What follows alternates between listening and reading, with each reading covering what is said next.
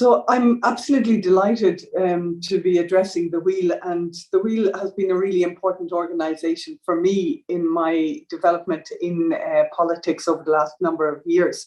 And for me, politics is all local, and it's all about community-driven actions, and it's really important that that ground-up swell and momentum is it's kind of capitalized upon and led by an umbrella organization like The Wheel. So like for me, The Wheel is a vital bridge, and your members are a vital bridge to what's happening on the ground and what we're doing at an EU level.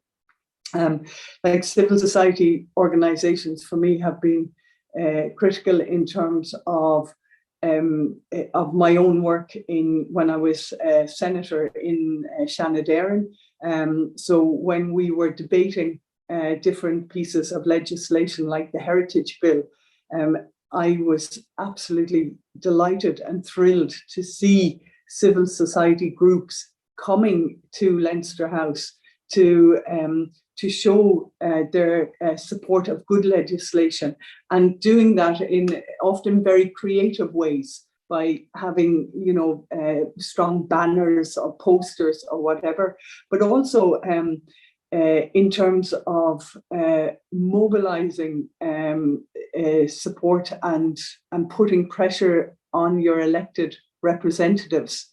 It's really important that we see like a broad section of society actually standing up for what they feel is important in terms of values and in terms of direction and the way we're going as a society and as a nation.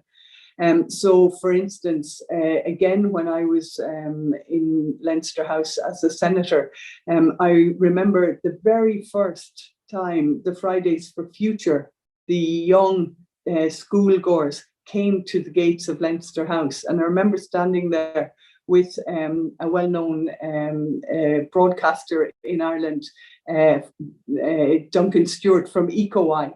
And we were there when the first schools started to arrive with their banners. And that to me is just so important because it allows us to recognize that we who are the elected representatives, that we remember that we have been voted in by our constituents, and in my case that was the big range of voters in the Ireland South constituency.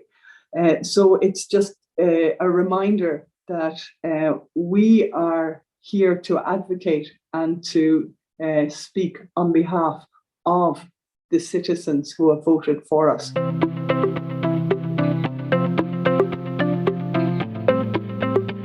So currently there are a lot of challenges that are facing society, not only locally, nationally, but also globally. And I suppose the big challenges for me as a Green MEP here in the European Parliament is the obvious of climate change and biodiversity decline. They are huge challenges. They will affect us in our day-to-day living in different ways. There is an ecological crisis. There's no doubt about it. And this time that we're in at the moment, the COVID pandemic, is all a part of that huge crisis. So we have to look at how we are managing our societies, but also how we're managing our economy. And I suppose at this point, I'd like to mention the 3 pillars of sustainability, which is a very important word. And they are the environment, the social, and the economic pillars. And when we get them in balance, then we're probably on the right course to sustaining a planet that works for the people and a planet that works for nature. And that's really important. But the kind of challenges that face people on a day-to-day level are multiple, and each person listening to this video today will know that for them, their challenges may be different to their neighbour's challenge, which may be different to the challenge of other people in the community. It can be socio-economic, depending on your circumstances, what your challenges are, but also in terms of who you are as a person. And an issue we've been working on very much here in the European Parliament has been the issue of the rights of people. And I'm a member of the LGBTI intergroup here in the European Parliament. And so we have many discussions, debates, and actions. We take actions to support inclusivity in our societies. So more recently, we have seen quite some attacks to the fundamental values of the European Union and the fundamental rights of EU citizens, and particularly those in the LGBTIQ plus communities. And we've seen a kickback from countries like Hungary, excuse me, Hungary, where they have introduced legislation that is really damaging to the rights of the LGBTIQ communities and people of different diversities. And this, it's shocking for many of us who feel that in the course of our lifetime, and for me as someone who grew up in Ireland, that we've been taking big stretches in this regard in Ireland, and we've been creating the legislation and the opportunities for people in the LGBTI community to feel part of our communities and accepted. And you know, any of you of my generation, how difficult that was in Ireland going back a few decades. So we have been making progress, but then we see kickbacks. And that's what we saw recently in Waterford. We saw the rainbow flags being torn down and burnt just outside the council offices. And we saw also in Dublin some graffiti, very negative graffiti at the premises of the Panty Bliss Bar. So, you know, what we've been doing here is to try to support the LGBTI community by declaring the European Parliament an LGBTI freedom zone. And we've also been flying the flags, and we've been going out with the LGBTI community here in front of the Parliament and showing our flags and our banners and the colour in support. And it's just really important that we recognise that you know, we are all part of the European citizenship, and you know, we the rights of people to express their gender, sexual orientation should be upheld and respected. And I'm very, very happy to say here in my group in the European Parliament, the Greens, the EFA, the European Free Alliance Group, we are very, very active in this regard, and we will continue to be through the course of this mandate, which will run until May 2024.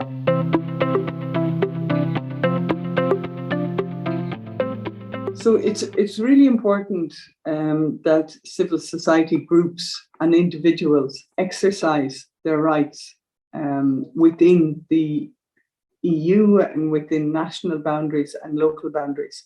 And I suppose one of those rights is the right to vote. And it's really important that people do get out and vote. And even if you're sometimes a little bit despondent, or you feel that not enough is happening, it is important to vote, to exercise that vote, to try to get someone into the different institutions, be it the European Parliament or be it the local council, or TDs or senators, and to try and find someone that will, you feel, be able to represent you to some extent.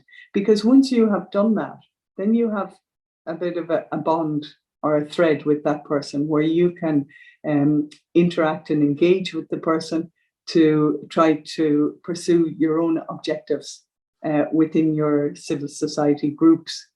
And for me in the Parliament, we have enormous engagement with constituents from Ireland South. We receive huge numbers of letters on the different issues that are of concern to people. So, for instance, more recently, there was a European Citizens Initiative, and that was the end the cage age of caging animals for food production. And because this was a citizens initiative, there was something like 4.5 million citizens actually signed the petition. And that's really good for us because that puts it on the agenda. Fair and square, there it is on the agenda because there has been a mobilization by civil society groups to get something in front of the eyes of the MEPs. But the one thing I would say to you is, look at how the system works. It's really important from an EU perspective that you recognize that the parliamentarians, we're the ones that were elected by yourselves.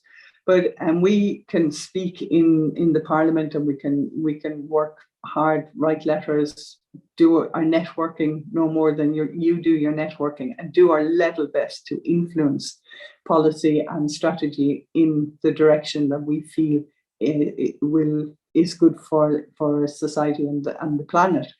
But also, you should understand that your national government, so your TDs and your senators, and your Taoiseach and your Taoiseach and everyone, like, they are really important people for you to engage with as well.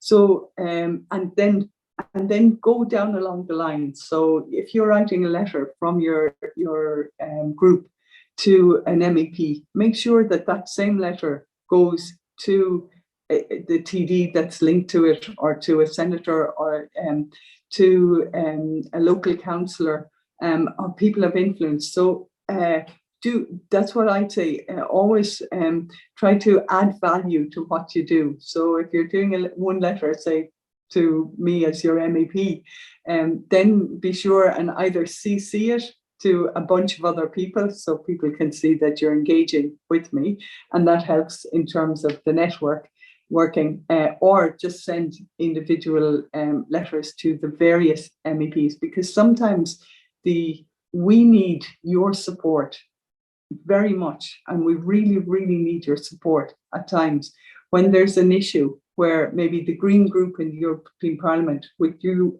are supporting the policy direction of our group, but then that maybe the national government, maybe Ireland, is taking a different position. And it's really important then for me that you are putting pressure on the different ministers in the government in Ireland to let them know what your group feels is important, and also to let them know, who you're supporting and where you're getting your information.